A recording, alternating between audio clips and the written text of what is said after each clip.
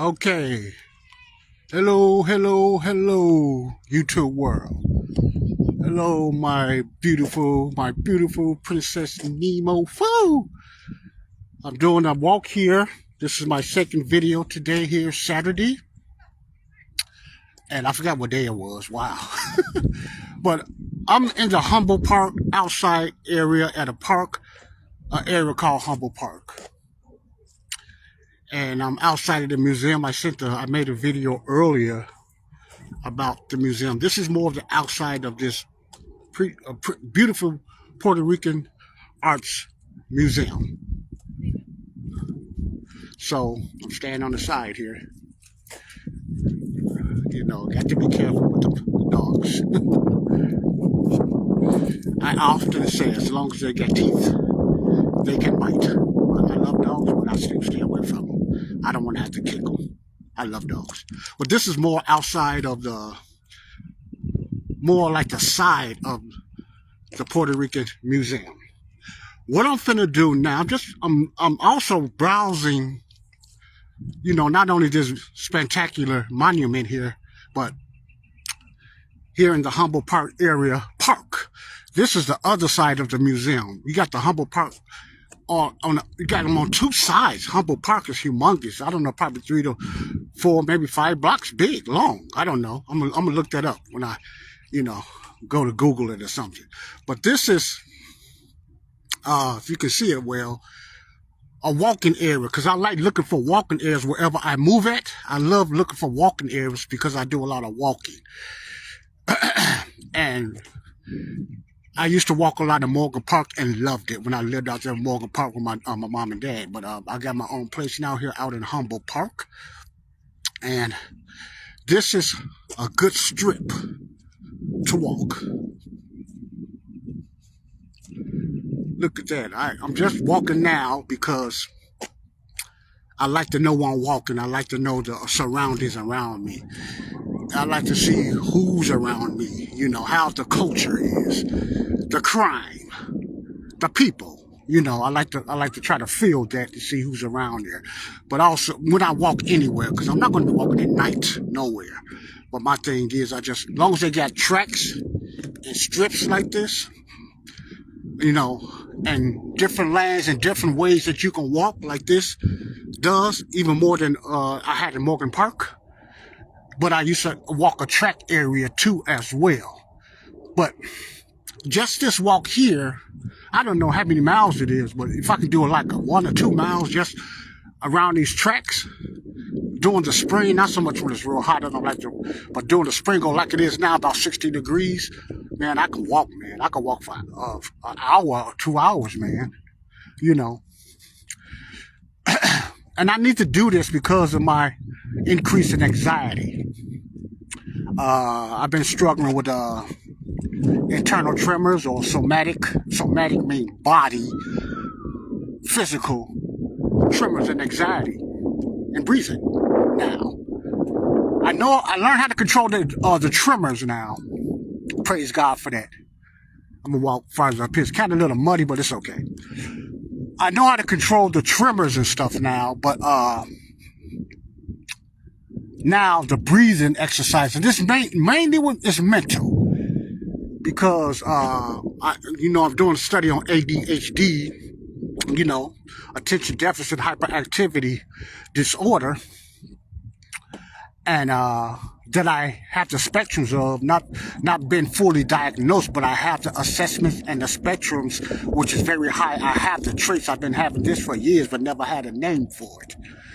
And I'm learning different coping mechanisms and different exercises that I can do, especially at 61 now. Because from what I heard, your ADHD do get a little stronger if you don't know how to control it.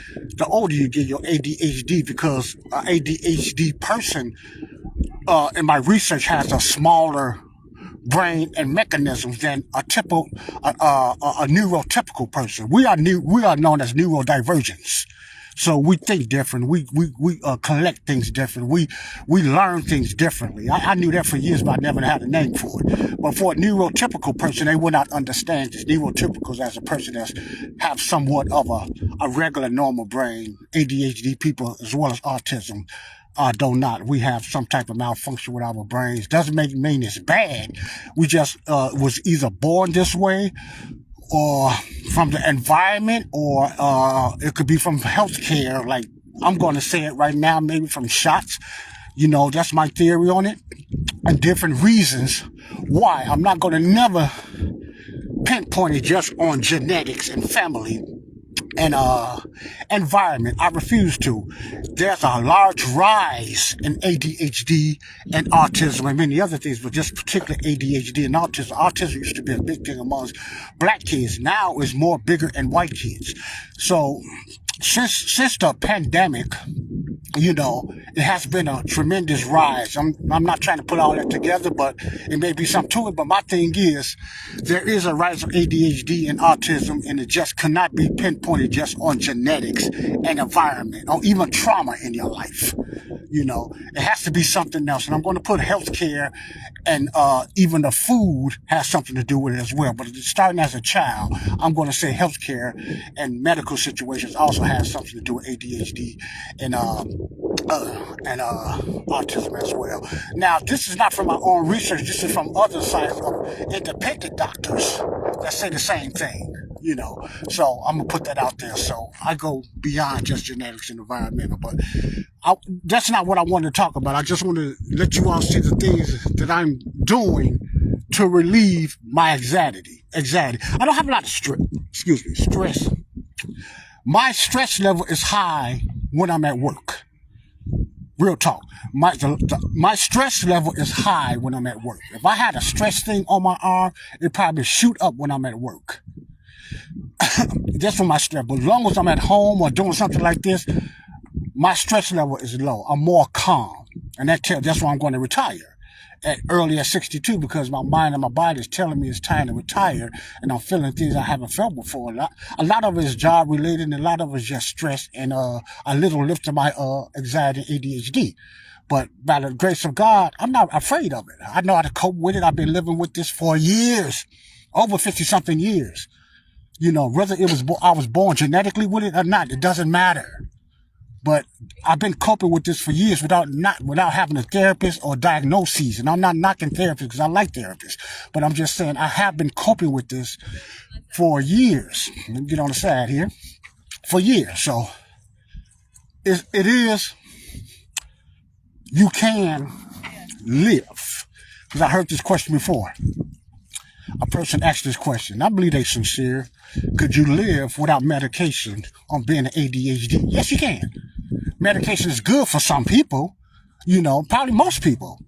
But I haven't got to that route yet that I need medication. I've been ADHD spectrum for years and never had any medication, took nothing for it, and I'm doing fine. Not saying it was easy, but I know how to cope with it. Because I've been, living with it for so long. Over 50 years, just say all my life, because if I was genetically born with ADHD, I had ADHD all my life, and ADHD is not going away, as well as autism. Again, my maladaptive daydreaming, which I don't do that anymore.